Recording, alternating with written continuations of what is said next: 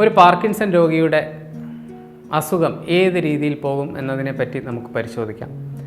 നമ്മൾ മുമ്പ് സംസാരിച്ചിട്ടുണ്ട്, പാർക്കിൻസൺ രോഗം തുടങ്ങുന്നത് വിറയലായിട്ടും ഒരു കൈയിലെ സ്റ്റിഫ്നെസ് ആയിട്ടും സ്ലോനെസ് ആയിട്ടും ആയിരിക്കാമെന്ന്. ഇത് കൈയോ കാലോ ആകാം. കാലക്രമേണ ഇതേ രോഗലക്ഷണങ്ങൾ അടുത്ത സൈഡിൽ വരികയും പിന്നീട് ചലനത്തിൻ്റെ സ്ലോനെസ്, നടത്തത്തിൻ്റെ സ്ലോനെസ്, ബാലൻസ് പോയി വീഴുക മുതലായ രോഗലക്ഷണങ്ങൾ ആരംഭിക്കുകയും ചെയ്യും.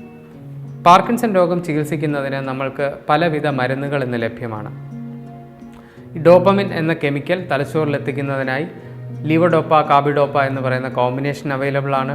ഡോപ്പമിൻ പോലെ ഇരിക്കുന്ന മറ്റു ചില കെമിക്കലുകൾ, ഡോപ്പമിൻ ആഗണിസ്റ്റ് എന്നുള്ള ഒരു ഗ്രൂപ്പ് മരുന്നുകളും നമ്മുടെക്ക് ഇതിൻ്റെ ചികിത്സയ്ക്ക് ലഭ്യമാണ്. ഇതുകൂടാതെ മറ്റ് ചില ക്ലാസ് ഓഫ് മെഡിസിൻസും പാർക്കിൻസൺ രോഗത്തിൻ്റെ വിവിധ ടൈപ്പിനനുസരിച്ച് നമ്മൾക്ക് ഉപയോഗിക്കാൻ പറ്റുന്നതാണ്.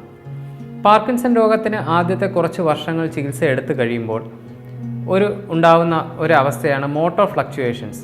അതായത് നമ്മൾ മരുന്ന് കഴിക്കുമ്പോൾ വളരെ നോർമലായിട്ടുള്ള ഒരാളായി മാറുകയും മരുന്നിൻ്റെ ഗുണം പോകുന്നതോടുകൂടി വളരെ സ്റ്റിഫായി സ്ലോ ആവുന്ന ഒരു അവസ്ഥയിലേക്ക് വരും. ഇതിനെയാണ് മോട്ടോർ ഫ്ലക്ച്വേഷൻസ് എന്ന് പറയുന്നത്. ഇത് രോഗം മുമ്പോട്ട് പോകുമ്പോൾ നമ്മൾക്ക് അനുഭവിക്കുന്ന ഒരവസ്ഥയാണ്. ഇതോടൊപ്പം തന്നെ മറ്റൊരു പ്രയാസമാണ് ഡിസ്കൈനേസിയ അഥവാ മരുന്ന് കഴിക്കുമ്പോഴുള്ള പുളച്ചിൽ പോലെയുള്ള രോഗലക്ഷണങ്ങൾ. അതായത് ഡാൻസ് പോലെയുള്ള ചലനങ്ങൾ മരുന്ന് കഴിക്കുമ്പോൾ ശരീരത്തിൽ വരിക. ഇതെല്ലാം നമ്മൾ പാർക്കിൻസൺ രോഗത്തിൻ്റെ മോട്ടോർ കോംപ്ലിക്കേഷൻസ് എന്ന പേരിൽ അറിയപ്പെടുന്നു.